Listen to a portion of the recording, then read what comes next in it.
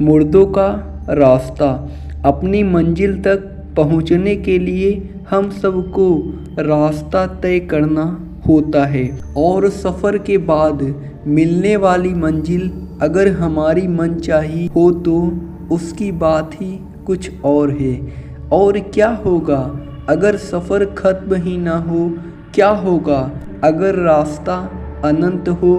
क्या होगा अगर आप उस रोड पर निकल पड़े हो जो रास्ता आपकी मौत की ओर ले जाता हो? हम चलते हैं ना ख़त्म होने वाली सड़क की तरफ। विनय और उसके 7 दोस्त अमीर बाप के बिगड़े हुए लड़के थे। उन्हें ना गरीबों की परवाह थी और ना ही फिक्र। उनका जो मन करता था वह करते थे। उनका कोई कुछ बिगाड़ने वाला नहीं था।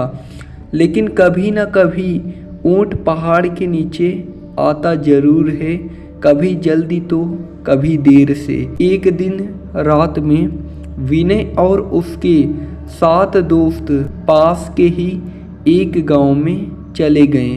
गांव में गरीबों के पास अपने मुर्दों को गाड़ने की जगह भी नहीं थी, इसलिए उन्हें गांव के सड़क के किनारे गाड़ दिया जाता था। इसी सड़क के किनारे एक बोर्ड पर लिखा हुआ था कि हमें आराम से सोने दें, हम आपको आराम से सोने देंगे। जब विनय और उसके 7 दोस्त वहां पहुंचे तो सबसे पहले उन्होंने वो बोर्ड निकाल फेंका और फिर जिंदा इंसानों की इज्जत ना करने वाले इन लफंगों के एकजुट ने मुर्दों के साथ भी यही सलूक शुरू कर दिया। कोई कब्र पर रखे फूलों को फेंकने लगा तो कोई कब्र पर बैठकर शराब पीने लगा। कोई कब्र पर रखे पत्थर को फेंकने लगा तो किसी को कब्र पर पेशाब करने का आइडिया आया। जब इन गिरी हुई हरकतों से इनका मन भर गया तो वह आगे बढ़ गए। अभी तक जो हुआ वह विनय और उनके दोस्तों ने किया, पर अब किसी और की बारी थी। सारे दोस्त उसी रास्ते पर आगे बढ़ते जा रहे थे। तभी उनमें से एक को महसूस हुआ कि बहुत देर हो गई पर आगे कुछ नहीं आ रहा और उन्हें ये लग रहा है कि वो उसी रास्ते पर गोल गोल घूम रहे हैं और वह कब्र बार बार उनके सामने आ रही है। तभी उनमें से एक बोला, दोस्त यार विनय, तुझे ये नहीं लगता कि हम यहाँ से पहले भी गुजर चुके हैं? विनय, क्या बकवास करता है, लगता है तुझे चढ़ गई है।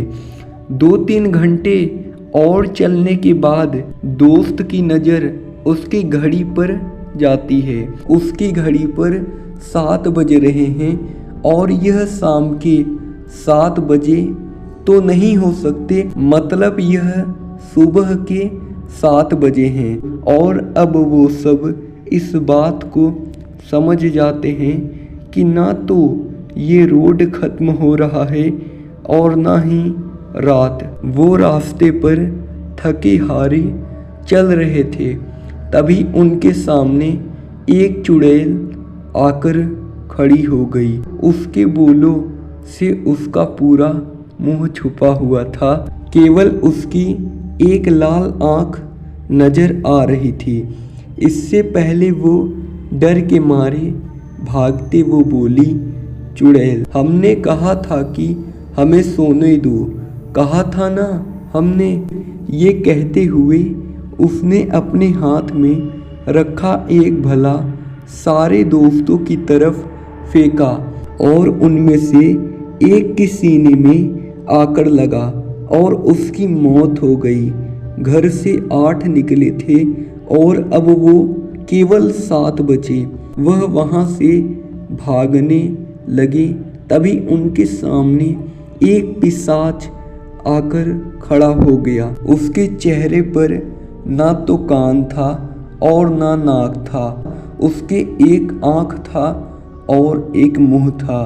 तभी वह पिशाच बोला, हमने कहा था ना कि हमें सोने दो, कहा था ना। तभी वह पिशाच अपने दोनों हाथ ऊपर किए और देखते ही देखते उसके आसपास के पेड़ उखड़ने लगे और वह पेड़ आकर उन दोस्तों के ऊपर गिरे।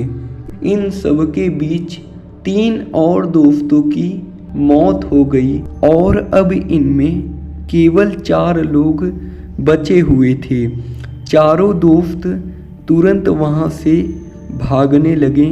सब लोग थके हुए थे और पीने के लिए पानी भी नहीं था और रात खत्म होने का नाम ही नहीं ले रही थी और ना ही वह रास्ता खत्म होने का नाम ले रहा था। दोस्त विनय, हमने इन लोगों को सोते हुए परेशान करके अच्छा नहीं किया।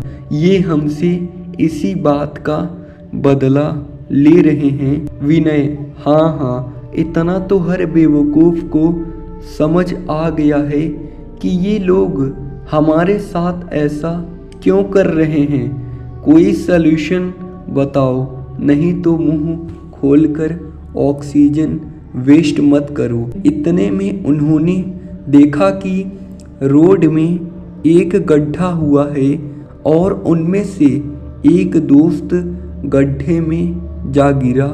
अब 3 दोस्त बचे थे। तभी उनमें से एक दोस्त बोला, दोस्त, क्यों ना हम अपनी गलती सुधारें। हमने जो कुछ भी उन कब्रों का किया है, अगर हम लोग उसे ठीक कर देते हैं तो शायद हमारी जान बच जाए। विनय, बिल्कुल ठीक कहते हो, चलो। यह कहकर वे तीनों वापस उसी कब्र की तरफ चले गए और वे जो फूल उन्होंने फेंके थे वापस उसी कब्र पर रख दिए। जो पत्थर उन्होंने फेंके थे वो वापस वहाँ पर लगा दिया। जो शराब की बोतल कब्र पर रखी थी वह वहाँ से हटा दिया और जिस कब्र पर पेशाब की थी उसे भी उन्होंने साफ कर दिया। वो ये सब कर रहे थे तभी आसमान से एक चुड़ैल उतरी हुई आई और एक को ले गई। अब 2 ही बचे थे। दोस्त, अब हम क्या करें? विनय, हमने तो सब कुछ सुधार दिया तब भी कुछ नहीं फर्क पड़ रहा। विनय, रुको, तुम्हें याद है सबसे पहले हमने वो बोर्ड निकाल कर फेंका था? दोस्त, हाँ, बिल्कुल ठीक कह रहे हो। आओ उसे ठीक करके वापस लगा दिया जाए। यह कहकर दोनों वापस बोर्ड को वापस लगाने लगे। तभी उनके सामने वही चुड़ैल और पिशाच आ गए और उनकी तरफ बढ़ने लगे। यह देखकर वह दोनों और तेज बोर्ड को उस पुरानी जगह पर गाड़ने लगे और इसके पहले कि चुड़ैल और पिशाच उनके सामने पहुँचते उन्होंने बोर्ड को पुरानी जगह पर अच्छे से लगा दिया और देखते ही देखते चुड़ैल और पिशाच दोनों गायब हो गए और अब धीरे धीरे आसमान से अंधेरा जाने लगा और सुबह हो गई। बचे हुए दोनों दोस्त अपनी गाड़ी में बैठकर भाग गए। अब इन सोते हुए लोगों को दोबारा कोई नहीं परेशान